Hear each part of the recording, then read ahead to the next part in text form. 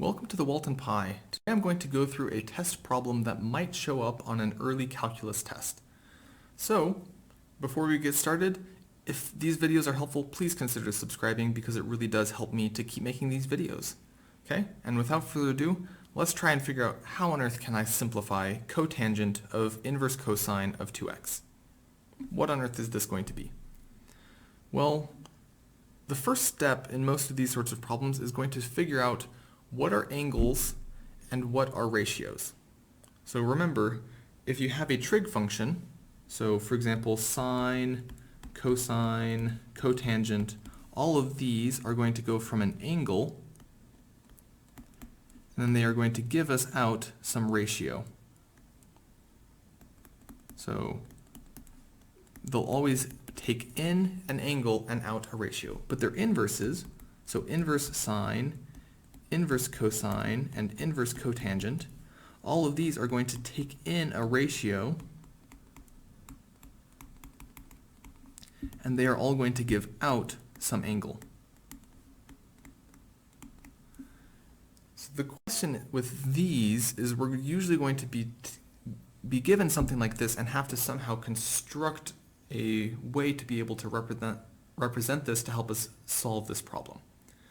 So if we have something like cotangent of inverse cosine of 2x, what we have to do is we're going to start on the inside most. So we're going to have to deal with what is cosine inverse of 2x. Well, cosine inverse, that is one of these situations down here. So that tells us that 2x, that's going to be a ratio, and it's going to give us out some angle. So let's write down what that's going to mean. So that means that cosine inverse of 2x, this is going to give us out some angle theta. And another way we can rewrite this is that then means that 2x is going to be equal to cosine of theta. Now if we have this, what we can do is we can draw a triangle that represents this. So we have some triangle. So here's our angle theta. It's a right triangle, and cosine of theta is 2x. So if we remember the ratio on a triangle that cosine represents adjacent over hypotenuse. So that means that this side divided by the hypotenuse has to be 2x. So we just pick a ratio that works. For example, 2x over 1. Now what we can do is we can take the fact that we have this substitution, cosine inverse of 2x is theta, and we can plug that in up here. So we are now trying to figure out what is cotangent of theta. Okay, well what's cotangent? Well cotangent, that's 1 over tangent. So that's 1 over tangent of theta. And tangent is sine over cosine. So this is going to be cosine theta divided by sine theta. Or in terms of ratios of a triangle, this is going to be adjacent over opposite. So that means we know what the adjacent side is, that's 2x, but we need to figure out what is this side. And how do we do that? Well, the way we're going to be doing that is through the Pythagorean theorem. So we don't know what this side is, so let's just call this b.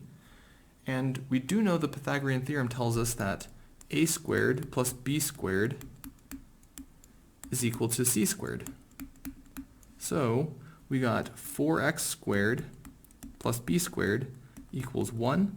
So b squared is equal to 1 minus 4x squared, and then we can take the square roots of both sides and be left with b is either positive or negative square root of 1 minus 4x squared, and the convention is we just take the positive version.